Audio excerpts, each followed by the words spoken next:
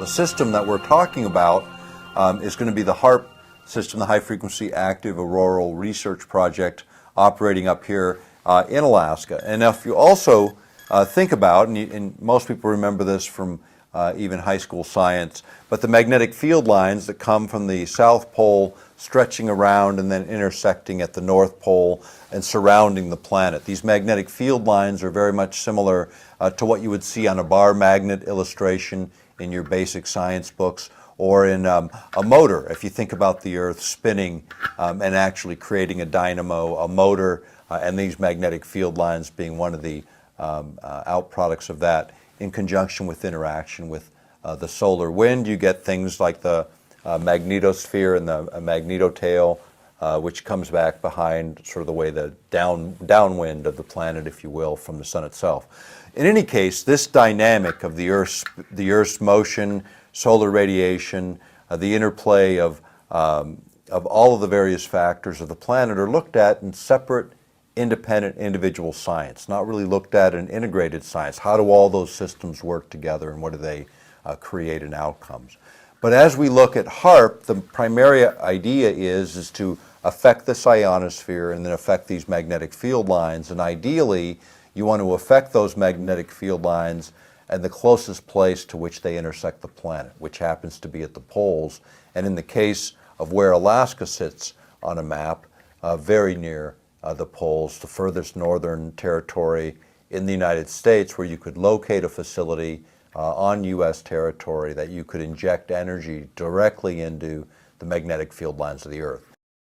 We're going to be talking about an area above the Earth's surface, about 30 miles above the Earth's surface, moving out several hundred miles beyond that, the ionosphere. It's a highly charged area. It filters out cosmic radiation, various particle streams that without it would make life impossible on the planet. Now, one of the ideas behind HAARP, which is an array or field of antenna here in Alaska, 180 antenna in the array today, it fires or concentrates, focuses radio frequency energy that it literally sends up into a relatively narrow beam, affecting the magnetic field lines in one instance, where the energy is normally, naturally flowing from the South Pole, coming up, arcing high above the equator, then coming back into the North Pole, with the energy flowing from south to north. What happens is those magnetic field lines act as waveguides. So you can pump energy out of HAARP, focus it on those magnetic field lines, and then it screws itself, if you were to be able to see it, with like a corkscrewing motion where the energy is actually moving now from north to south using the magnetic field lines as a waveguide. Now what would that do essentially?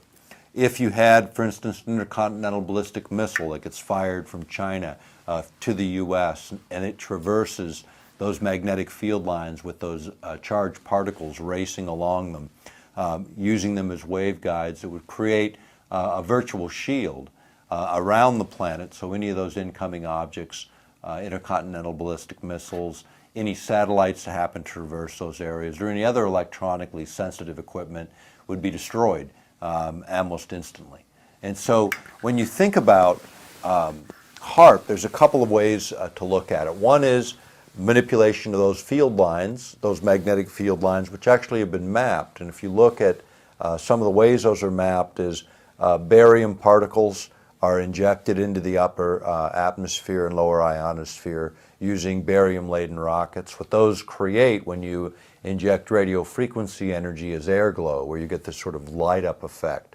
So you can actually see this corkscrewing motion around those magnetic field lines and serving as waveguides. In fact, they did that test a number of years ago in Alaska, and they do these from time to time, just more or less illustrate what they think theoretically should happen is actually happening in place and at the time of the experiments.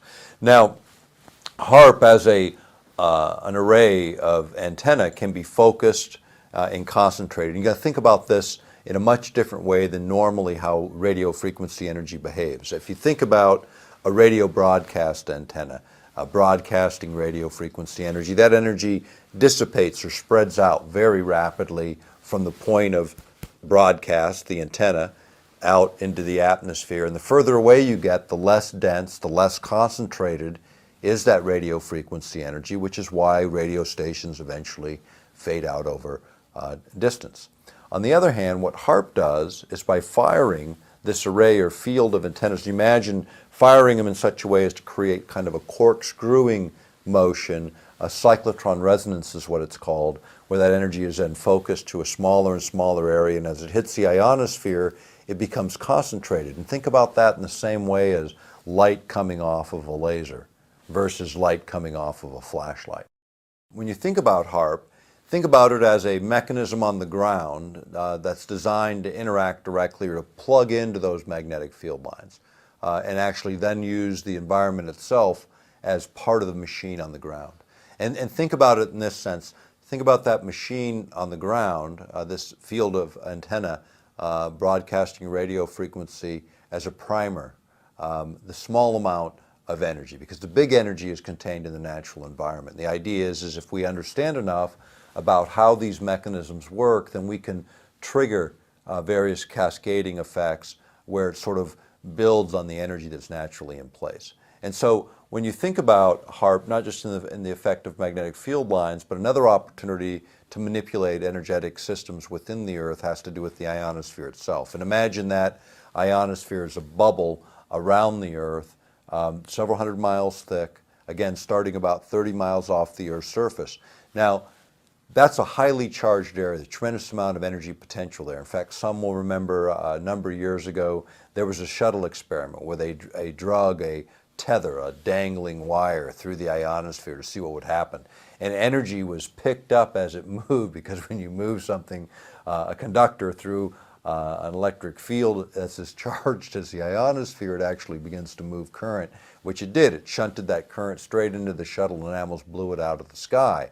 Now, the thing that came out of that didn't get widely talked about was the amount of energy produced could be useful, for instance, for keeping a low orbiting space platform in orbit around the planet, being able to charge it up by just tapping the energy by the fact that it's orbiting the planet and moving through the ionosphere would be one way to charge up these kinds of space-based platforms, whether they were for weapon systems or running low orbiting satellites. But basically moving energy into space in normal, like shuttle payloads, is prohibitively expensive, very difficult to pull off to any great degree.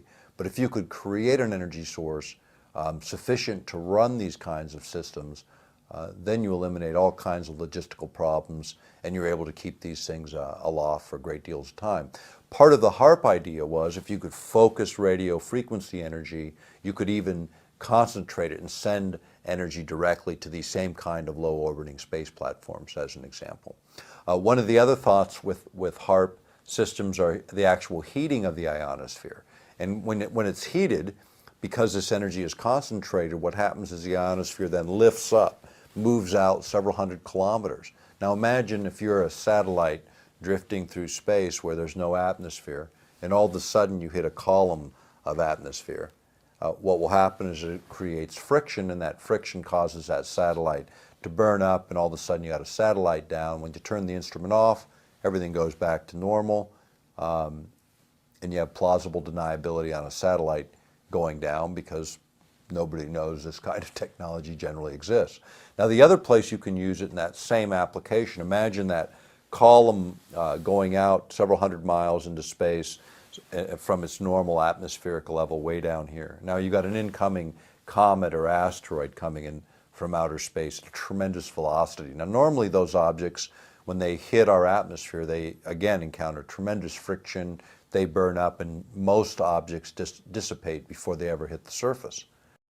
But big objects, the kinds of objects people are worried about, if you could, say, go from 30 miles of atmosphere to 200 miles of atmosphere, almost 7 times as much distance, and project a trajectory downward, what you're able to do in that instance is literally allow those larger objects to burn up way before they hit the Earth. In fact, the Strategic Studies Institute in London, in reviewing Soviet research on this very same technology, was suggesting that it could be used for not an anti-satellite technology so much as an anti-asteroid or comet-based technology.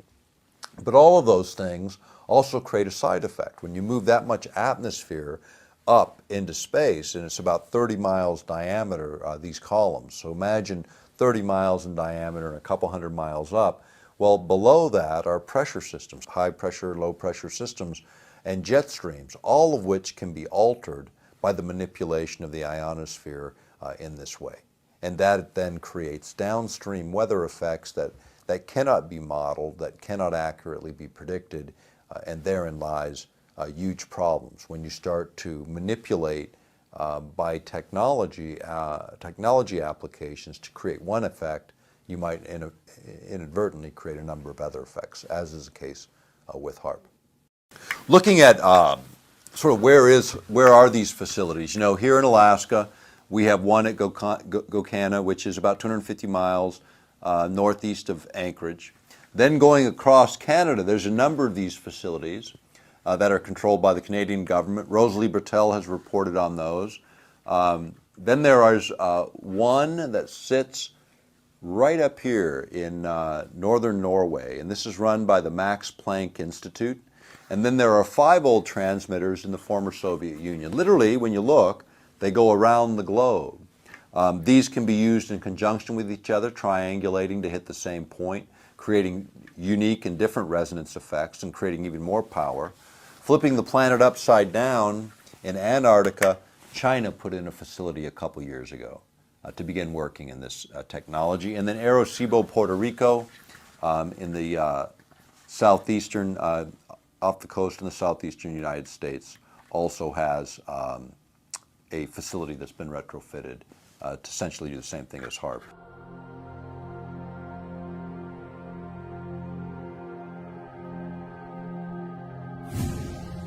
Ionospheric heaters, which are what these were previously called, actually originated in the former Soviet Union. People remember them from the 1970s when they created what was called the woodpecker signal, and it was exactly as it sounded. It was this weird static that was rhythmic and coherent, man-made. Ham operators picked it up all over the world, and because they could triangulate where it was coming from, they isolated the location of these 5 transmitters in Russia, or the former Soviet Union. And those transmitters were associated with health effects in Oregon, power failures in central Canada, and a number of other anomalous phenomena in the 1970s. And those were the predecessors of HAARP. It's the very same technology with a modern twist. The old transmitters would take 15 minutes to reset the frequency because you had to readjust all these antennae. Now, with HAARP, it's done in milliseconds by adjusting the software. So very efficient. You can change things. You can cause them to do different things. It's not a big project in terms of reset. And it's a small expenditure. I mean, HAARP they've spent $100 million on, which in military terms is like cab fare. You know, it's like it's not even cab fare. It's the snowflake in the pile of snow out front, you know, that we walk through in the course of all this. But when you look at the impact of each of these technologies that we've touched on today, it's not the same game anymore. These are earth-shaking technologies, the very technologies that will either transform or enslave.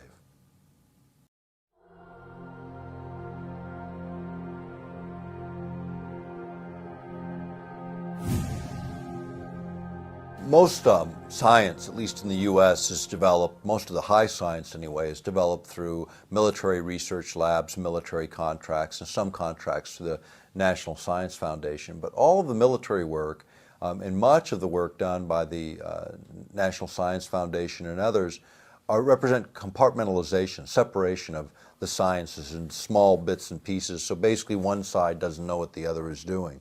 In fact, the first paper I ever presented at 19 was on the contrasting sort of our approach of compartmentalization in our approach to science and the Russian approach, or the Soviet approach at that time, which was to use generalists, to take people from all disciplines, integrate them into the same room so that you could develop the higher ordered thinking, because then you brought all of these various disciplines, even when they didn't seem to fit, you brought them together and they tended to feed off of each other in a way that built better and more comprehensive science. In fact, as it relates to electromagnetic exposures, the science developed in the Soviet Union said, and they set the regulations, not that they enforced them, but they at least had them on the books, they were 1,000 times more stringent than the U.S. standards in the same areas because of that integrated approach.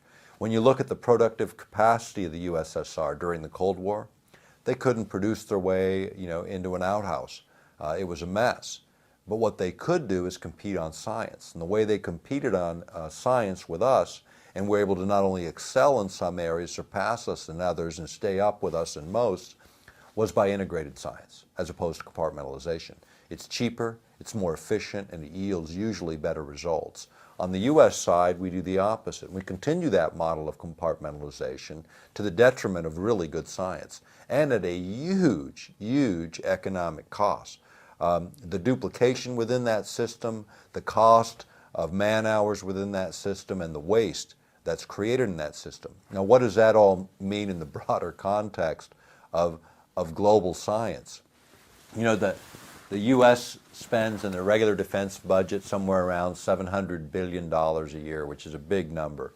We've got a couple wars going on top of that. The Chinese spend about 70, 80 billion is what our intelligence tells us, at least that's what's publicly released.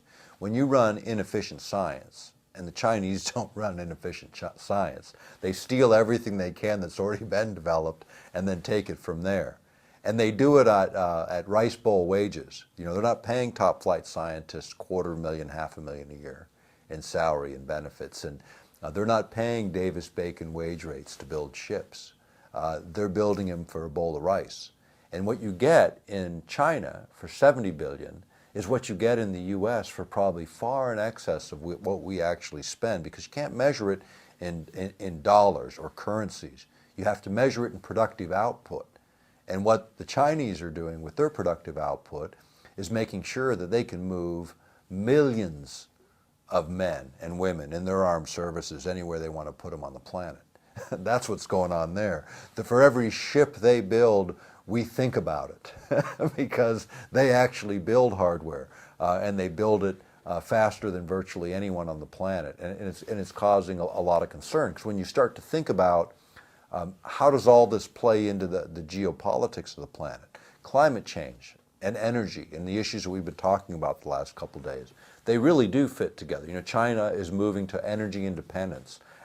They're building a coal to liquids plant every 18 months from start to finish. They have so many planned online. Their objective is to be free of the West in terms of contributions to basic natural resources. And what are they doing with all the trillions of debt, U.S. debt, that they're collecting? What are they doing with all the dollars that they're collecting? They're going around the world. They're outbidding Western companies by outbidding us on mining opportunities, the venture capital opportunities, the rare earths and mineral opportunities, and all those plays all over the world. They're outbidding everyone. And why are they doing it? Why would you want to hold a bunch of U.S. paper right now that you know is going to be dropping in value? You're better off buying the commodities. When the market fell apart and copper hit $1.30 a pound, which was the lowest it had been in years, the Chinese bought more then than they ever bought in their history, and they bought it all the way up till it blew through the old record price by 10% while the economy is still in the toilet in the U.S. and Europe, and commodity prices are breaking through the roof. And all those investments those Chinese made with all those cheap U.S. dollars, well, they still had a little bit of value, and we all thought they were nuts for paying 10, 20% more than the market said those assets were worth. What a deal they made on all those commodities, not just what was already finished. And what does it mean? Just copper alone, there's 8 days worth of copper in warehouses in the world to fulfill 8 days worth of global demand right now today. That's how underproducing we are in that specific commodity. Zinc, nickel are in similar situations where there's very limited supplies on hand. Rare earths, it's even worse, and all of those are controlled by China. When you start to think about earth-penetrating tomography as a technology for locating underground mineral resources, as an example, oil and gas resources, some of that technology was tested, and it was tested in over 20 states on a number of wells that were drilled by Halliburton back in the 80s and into the 90s.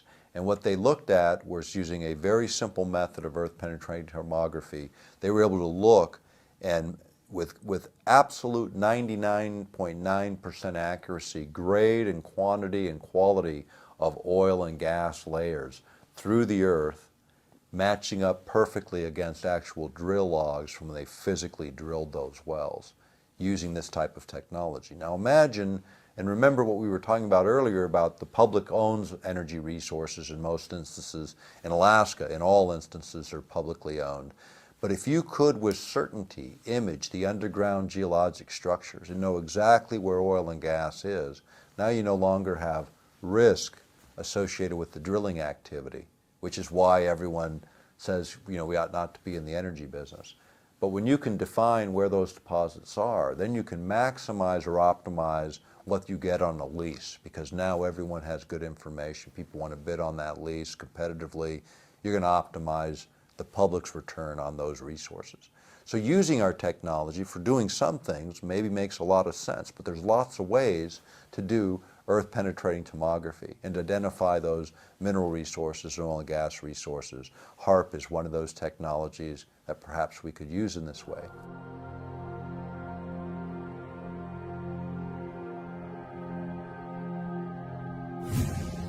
When Skylab launched the first time, we realized that, back in the 70s, we realized that it created a hole in the ozone layer. And everybody watched it, and they said, oh, after a few hours it all filled in and everything went back to normal. But think about this now. Think about it as a practical matter. The earth is turning, you make a hole, everything's moving, eventually it gets filled in, or it appears to get filled in. Maybe it did, maybe it didn't. Think about if I dip a cup of water out of a pond, and all the water levels back out. Did it fill back up? Well, if I keep dipping those cups of water out of that pond, eventually there is no pond. But it sure looks flat and level with just a couple dipped out. So what was it? Now Skylab creates an ozone hole. How many billions of cans of aerosol would have had to get up there? And it didn't start down here, It started up there where you actually delivered particulate material to the place that you're trying to affect and created a chemical reaction. 3,000 satellite and rocket launches, over 3,000 worldwide, did more for the ozone depletion on the planet, I assure you, than all the air spray that everybody ever discharged. And again, nobody takes any responsibility. Blame it on the guy with the aerosol can, while governments stand back and go, we didn't do anything here.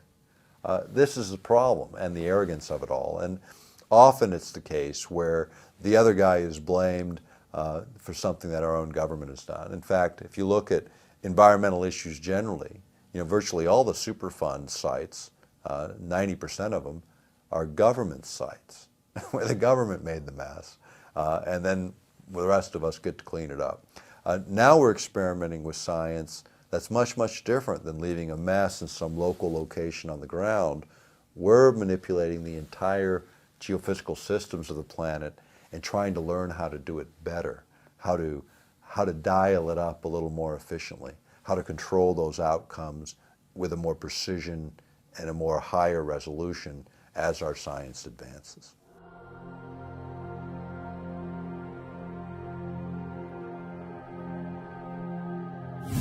We've written the book Controlling the Human Mind, and we wrote and produced the video Mind Control, which Alex has carried for years. And I always consider that the most important work. Even when you associate some of the mind effects things with HAARP, they're big and they're important. But as we got more into that subject, it became, for me, the most compelling and important work that we've published. Because the idea of interfering with human consciousness, this idea of being able to interfere with free will, if you will, something that even God will not do in most religious traditions, interfere with free will, is now within the capability of man. Should man do it? I say absolutely not. Again, thinking about personal liberty and personal freedom, the basic premise of the First Amendment of the Constitution, the right of free speech, the right of assembly, the right of free expression of religion, all of those presuppose a fundamental right, the freedom to think. That's the First Amendment, because it presupposes all of that. Without the freedom to think, none of the other liberties matter at all. And this is the century that we're in. The CIA, actually the work in this goes before the CIA. You go back to the work at Harvard, work being done at the hypnotherapy labs at Harvard in the 1920s by a guy named Estabrook. And Estabrook had this idea that you could create what we would call today the Manchurian candidate, you know, some super spy that would be pre-programmed to do destruction or gather intelligence, and if captured would have absolutely no knowledge of any of it. Well, he started this work in the 20s. By the 1930s, his work was classified. By the 1960s, the material he had published, he acknowledged that he created these super spies, that he spent 9 to 10 months, and 1 out of 5 people were subject to this level of programming, where he would subject them to 9 to 10 months of programming where he literally split the personality into 2 separate human beings within the same body, programming one to be the super spy where they could function in another country without detection, and if captured would have no memory of their true self. And yet when they returned to the United States, this altered consciousness could be re-triggered to remember everything they collected in the foreign country and their true self. The problem is you can't put Humpty Dumpty back together again. Once you fracture a human being in this way, you've effectively destroyed them forever. He believed this was a good idea, and he advanced this technology. And the same material that he published advancing the idea that using LSD to alter people's consciousness for mind control experiments was legitimized and reasonable and a good thing. That's what he wrote in his published work. At the same time, the Central Intelligence Agency later was revealed to be experimenting with LSD on 8,000 men and women in the armed services alone, not to mention the civilian sector.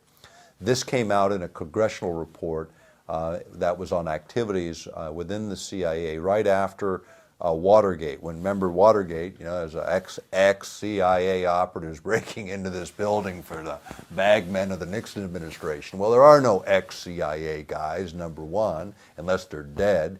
And number two, the fact is when they got caught, what they got caught doing were mind control experiments. The church committees and the Congress actually heard the testimony as the CIA busied themselves shredding the documents because they acknowledged over 140 programs under MK Ultra and its sub-programs that were directly involved in the manipulation of human behavior using chemical means and electromagnetic means. And one of the organizations they worked through at the time was the Mankind Research Association, operated out of Bethesda, Maryland, which was a front for Navy intelligence organizations and the Central Intelligence Organization developing mind control technologies and an understanding of what those would be about. More than a Manchurian candidate, manipulating people over huge geographic areas for very specific outcomes. At the same time, they were engaged in a great deal of research on what they called paraphysics or parapsychology or ESP in those days. A number of those reports prepared as far as our analysis of Eastern Europe that were eventually released under Freedom of Information Act are posted on our website. And you can go and look there and you'll see hundreds of pages of these declassified documents. They're heavily redacted, I mean lots blacked out, but you get a general sense of what we were doing. And here's what they discovered. And it's not in the published work, it's not in the other videos, it's not in that material, but here's the conclusions after all of it. And I met the Northwest field director, got to know him real well over the years, of the Mankind Research Association, the kind of stuff they were doing back in the 70s. And he kept his data. He's got a great box of data talking about all of these experimentations. And what they concluded was that A, extrasensory perceptions, these odd little things that people could do, were real. Not in all instances, but in enough instances to cause them some alarm, military planners. Because what also they discovered is that human beings generally have these innate capabilities that we used to call extrasensory perception. Some have referred to as gifts of the spirit. They come by a lot of different names. But what they are is natural attributes of what human beings are. We're created in the image of a creator. That means more than how we look. It has to do with what we are. And what we are very capable individuals. But in order to reach those higher capabilities, in order to reach those higher states of awareness, in order to actualize your full potential as a human being, you have to be able to slow the mind. You have to be able to create a situation where the mind, if you were to look at it with an EEG and look at the brain activity, you get very coherent, very rhythmic patterns, the kind associated with the emotions of love and empathy and compassion. Same kind of patterns show up. Higher ordered thinking is associated with these coherent patterns, these rhythmic patterns. Fear, flight responses, anger, hate, you get incoherent patterns all over the map at a higher amplitude, at a higher pulse rate that indicate agitation, confusion, the inability to think.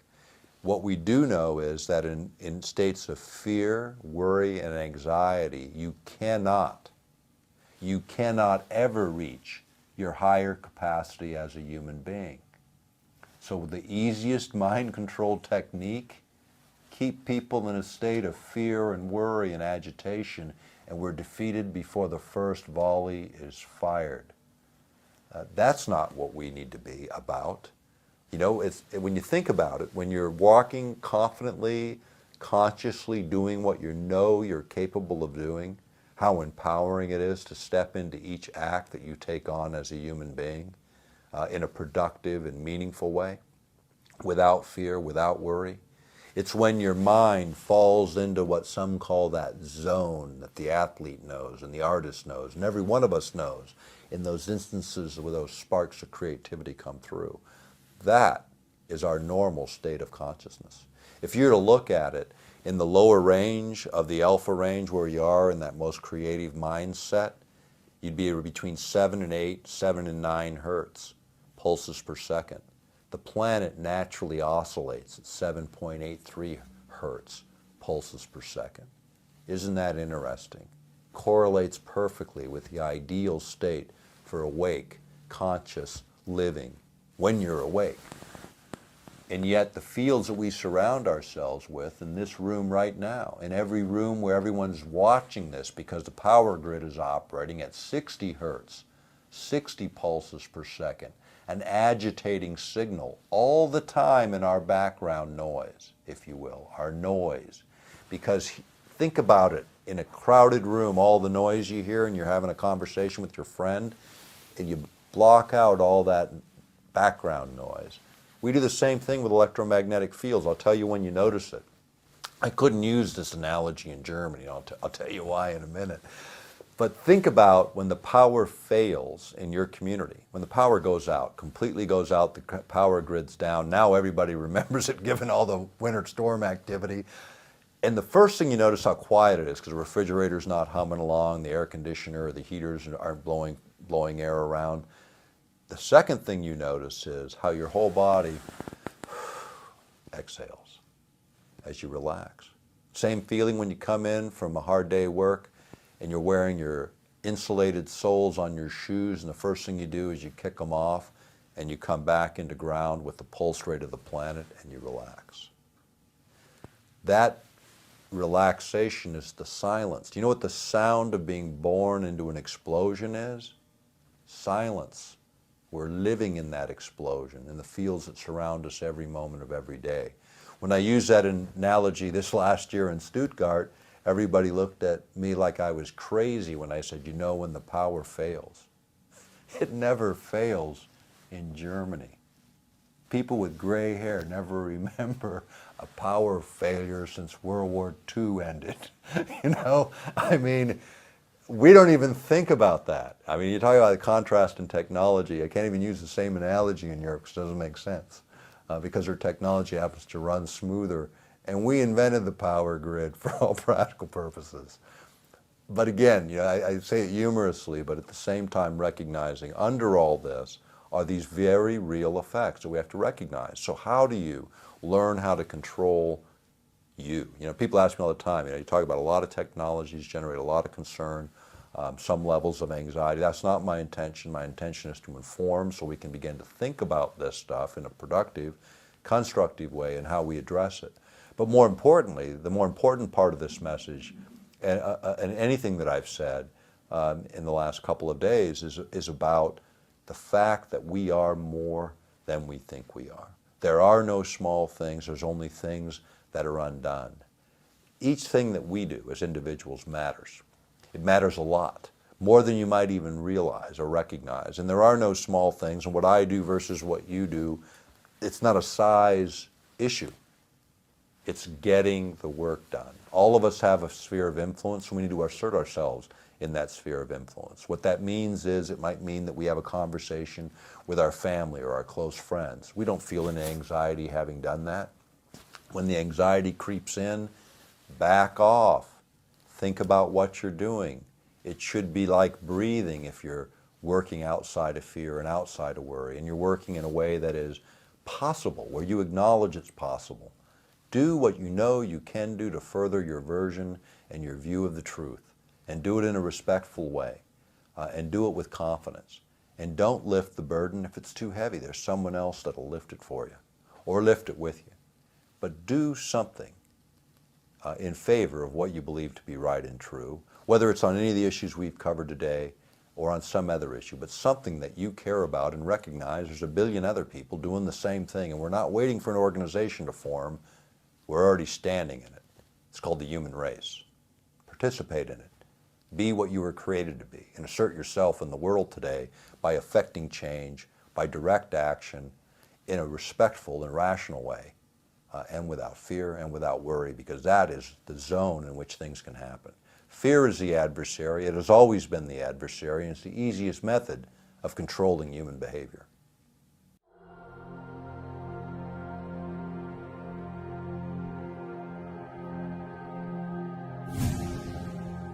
When you think of the whole 1984 scenarios, which I think are here now, I mean certainly are here now on steroids. I mean those guys are rolling over in their grave because it's a lot worse than they thought.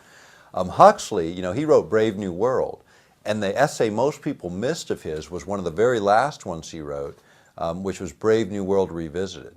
When he went back and sort of looked at it and said, oh no, it's 40 years ahead of where I thought it was. Now this is in the late 1950s, and I think he died in 62 or 63.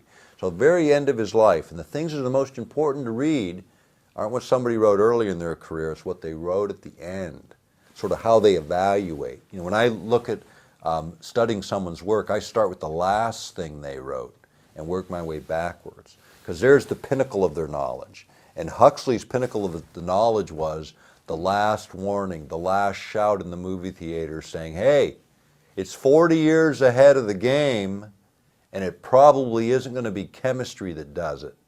It's going to be something else. And it's the electronics of this century.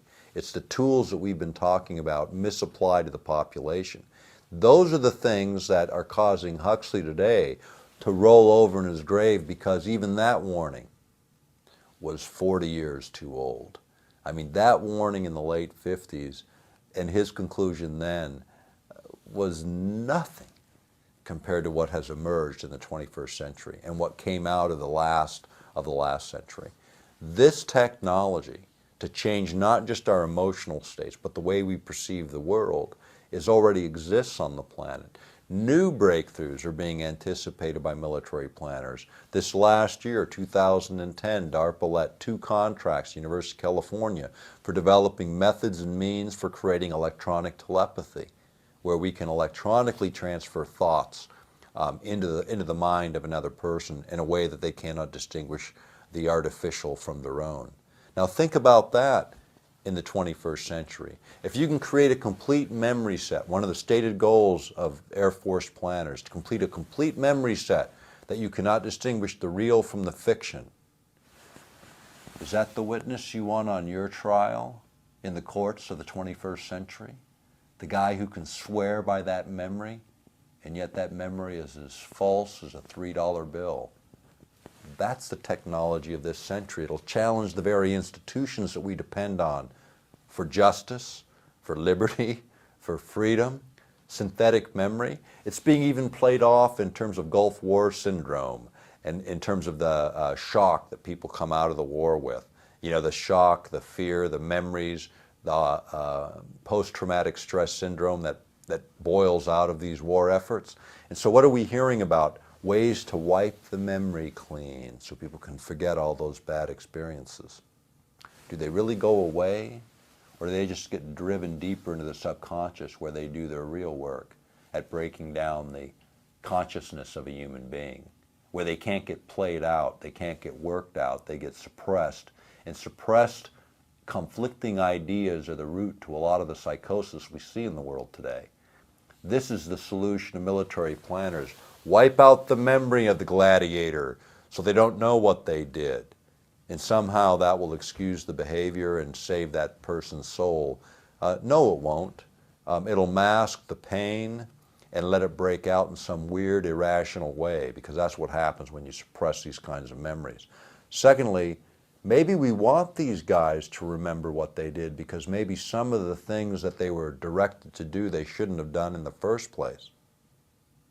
Maybe the memories that they have of the abuses that we inflict on others are memories that somebody ought to be testifying to someday, instead of burying because now we have a technology that can mask the behavior of our troops in combat. That's not the answer. In the past wars, the wars that our fathers fought and our grandfathers fought, when they returned from battle, the stench of death was still in their noses, and they worked hard to avoid wars in future wars, to save the next generation from experiencing the same trauma they did. Trauma is the outcome of war, but it also makes us as human beings resist war, make it our last effort, not our first effort. If we take it out, we make it neutral, where there's no pain, there's no residual memory. It becomes easier and easier to inflict war on others. It becomes easier and easier to use that as the solution rather than diplomacy and fair play. Is that what we want? Is that the reflection of American values we want our military, paranoid closet planners to engage in for us? Or do we want them to uphold the values, instill those values on the next generation of military planners, so that American values are what's projected to the world by our example, not by our hidden agenda?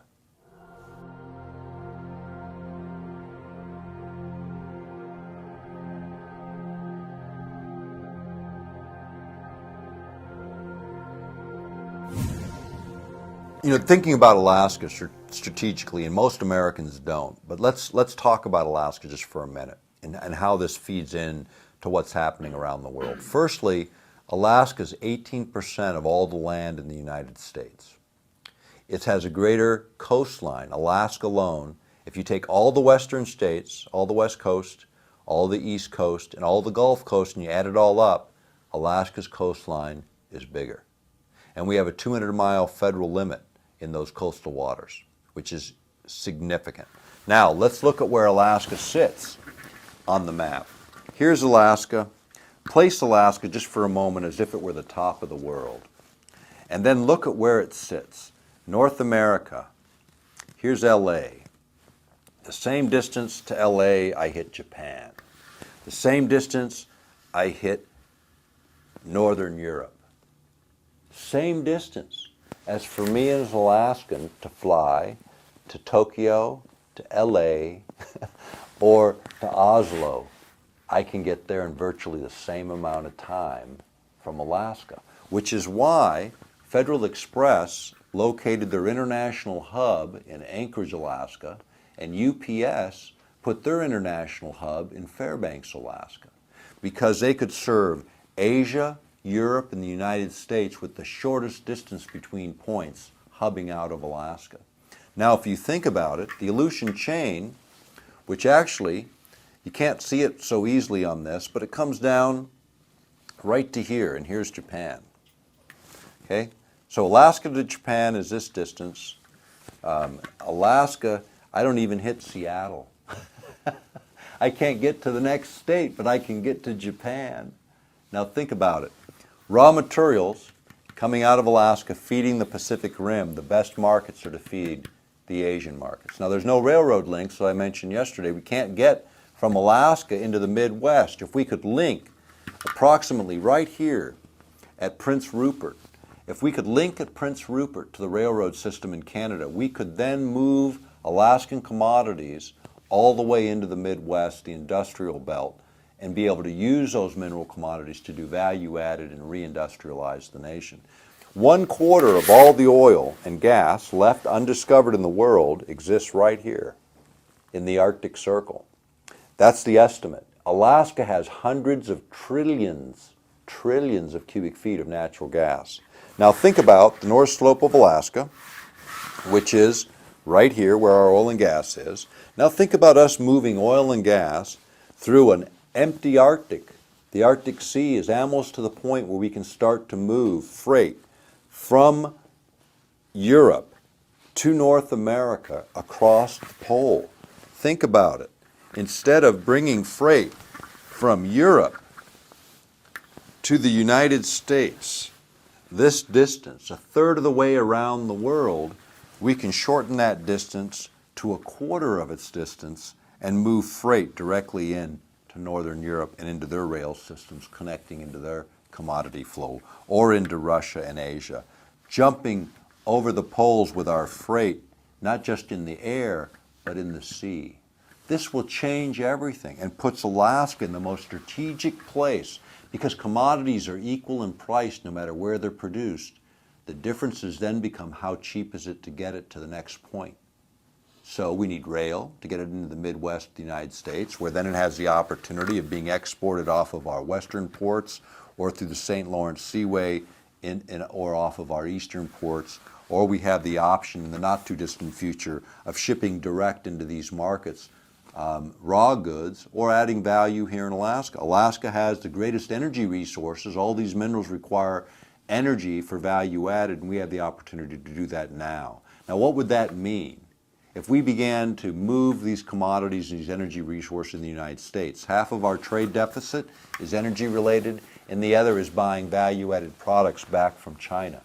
If we could eliminate 50% of our trade deficits by eliminating imported energy, we strengthen the dollar again. We reinvigorate our economy again. We now have a domestic supply of energy, and we keep our money rolling in our own economies. The same is true with value added to our commodities. We have an opportunity to take a big chunk of our economy back from the rest of the world, embed it back into our nation, and use the advantage that we have. Alaska is the stepchild. Recognize our state. Recognize this place as an incredible opportunity for Americans to be liberated by looking at the balance sheet. Think about it. We always talk about the profit and loss statement, the income and expenses of the nation when we talk about the debt and how we're going to fix it. It's always about the taxpayer and putting it on our backs. The balance sheet are the assets of the nation, which includes our energy resources, our mineral wealth, our force, our public lands. How do we make them pay in a way that offsets the Treasury demands against the taxpayer? Get full value for our commodities. Make sure those multinationals pay money here, because here's what happens, and we play it out in Alaska every year. Here we have oil and gas that the nation needs, and we have a pipeline that can run it down to Valdez, and the pipeline is running at 616,000 barrels a day today. It's designed to handle 2.1 million barrels. Why aren't we moving U.S. oil through a U.S. pipeline? Is because it's cheaper to corrupt a third world government somewhere else on the planet, keep the oil and gas in the ground in the U.S., because a multinational doesn't have any care about our national needs or our national priorities. It's about the bottom line. If it were a national oil company that cared first about the national priorities, then that oil and gas would be developed and be feeding U.S. markets, even if it cost a little more, because the offset is U.S. jobs, U.S. taxes generated, U.S. rollover in our economy of every one of those dollars spent domestically 7 times. A 7 times multiplier in the economy and the tax base when we spend money at home. That's the difference. Bring it back, because it's a domestic priority, not a multinational priority. Our domestic priorities need to carry forward, or these companies that are retaining these rights need to be put under performance. You know, these leases on the North Slope don't require any performance. They hold them, they pay the fee, they don't have to ever produce them. In Russia, if you didn't produce, you lost your right. Later they took them anyway, but at least they had the incentive. You're going to spend the money, you're going to produce these fields, or you're out of here. So they did. In the U.S., we don't make them produce anything. We just give them the right to tie up the public resource, call it their safety deposit box in our safe economy, because our men and women are defending this turf to defend them, to save their bacon after we're done trying to save it from whatever third world country they've corrupted. They always can come back home and produce it domestically. And by then, they've screwed us down so much on the royalties and taxes under the guise of, well, if it's not cheap enough, we'll do it elsewhere. We understand all that. We know how economics works. We know how capitalism works. But we also understand how our national interests work, and multinational companies don't, because they don't care. It's not in their self-interest to care. They're looking at the 6 billion other consumers that don't live here, who are their potential future markets, because this economy, from their perspective, doesn't have those opportunities. It's dead. They want to go where people are changing from bicycles to automobiles, and that's the rest of the world.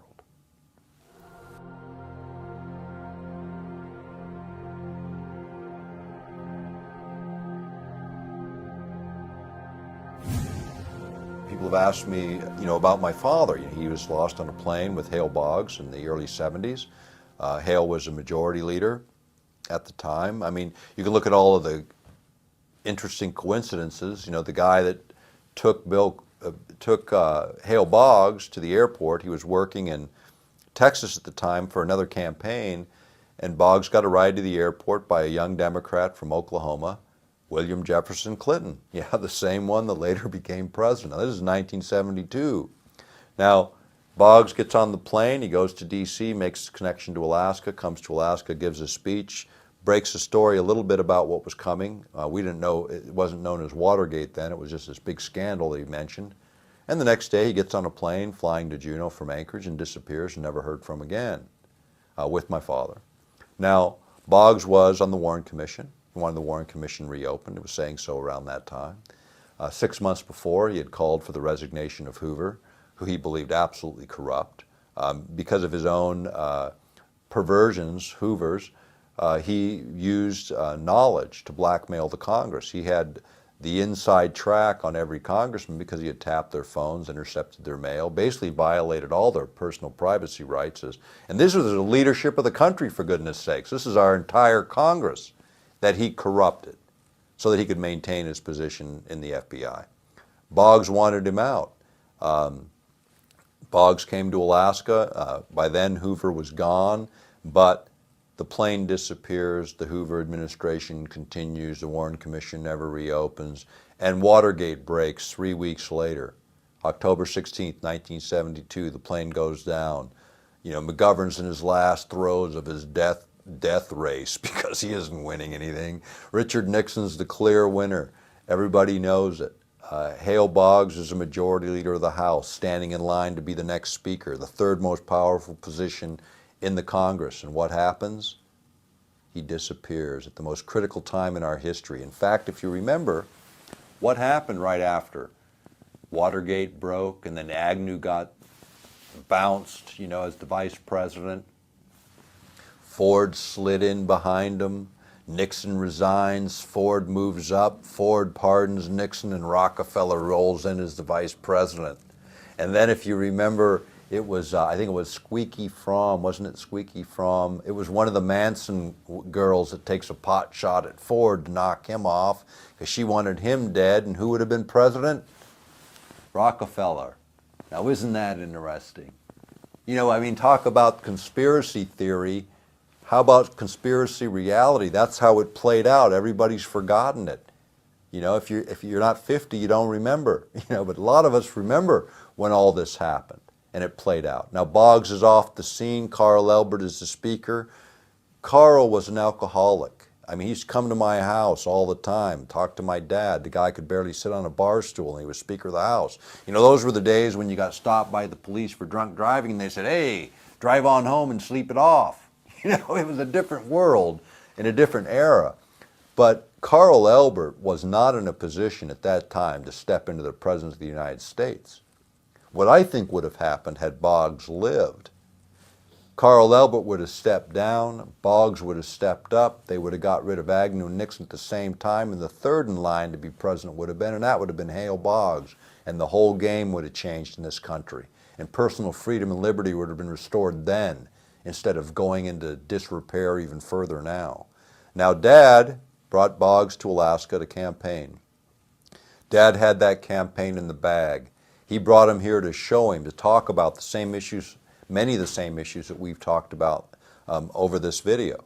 The idea that Alaska has this tremendous potential for the United States that ought to be realized. This was right before the native land claims, the biggest settlement in indigenous history in the United States. As a freshman congressman, my dad got passed a 44 million acre land transfer to indigenous people intact with mineral rights, oil and gas rights, energy rights, timber, surface estate, water rights, everything intact. And they moved that over along with just under $1 billion in 1971, the first year he was a member of Congress as a freshman. Now, people say freshmen can't get anything done. I know personally they're wrong.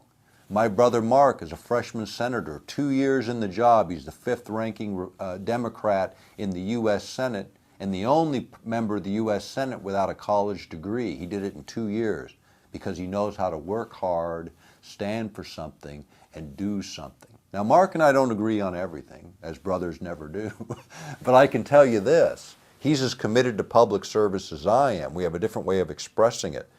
But his risk at getting something done is as greater as they've ever been. You know, when you think about congressional deaths, you think about my dad's, what happened is they found out in 1993 through FOIA requests that the military actually knew that my father or somebody at that crash site was alive. 2 people were alive, according to the FBI records that eventually got released.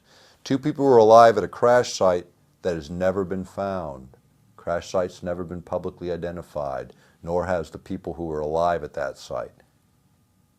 Lost in the shuffle of bureaucracy. The documents we saw that roll call, prestigious publication in D.C., got under a FOIA request, Freedom of Information Act request, all the key names were redacted. When we went after the data from the military, the Air Force overflights, the data that was developed for the biggest air and sea search in the history of the world, and all the records they told us were destroyed. A few months later, because we raised a lot of heck over that, a few months later, mysteriously on my brother's doorstep, a pile of boxes with all those original documents, not redated. Gee, they hadn't been destroyed at all. We'd been lied to again. I want to tell you, as the son of a United States congressman, that if it can happen to him, it can happen to anyone. That's why we need to get into this fight and engage our government. It shouldn't happen to anyone that our risk to our personal freedom, to our life, should be at risk as people give up their private life in order to carry on everyone else's. In the case of Wellstone, many remember his plane crash in Eveleth, Minnesota. It just happened to be the same town my dad was born in. My uncle was a mayor there, was a state legislature there. Coincidence? Kind of interesting. Do you remember Carnahan, the senator before him that died in Missouri? That was the anniversary date of my dad's disappearance, October 16th. Is it coincidence? Maybe so, but it certainly begs the question, how many people die in plane crashes? My brother beats Ted Stevens in an election. Ted Stevens dies in a plane crash a couple years later. What people don't remember is he was already in a plane crash before where his first wife was killed, died in a plane crash. People forget about it. Mike Gravel's wife died in a plane crash. People forget about it. People forget about all of this, and yet it keeps happening. And people say, well, Politicians fly a lot, you know, plane crashes a little disproportionate to the rest of the population. How about business travelers? You want to talk about people flying a lot. It seems to be one of the hazards of the job that congressmen and senators seem to die in plane crashes when they're about to make some of the biggest changes that the country needs. So, having said it, there's always risk involved, I suppose, in public service. But the questions become is, what risks are we taking as citizens? And what risks should we take? I mean, at least we should have our voices heard. At least we should speak out. At least we should participate in the activist organizations that we believe in, as long as they're functioning on reasonable, value-based approaches. I mean, violence isn't the answer. Certainly not the answer right now. That's the excuse the government needs to finally shut down what little is left of our personal liberty. Let's not give them that, but let's stay in the fight and let's see what we can do together. Maybe we can, I believe we can, continue to make a difference as we actualize our own potentials and engage the fight from the standpoint of change.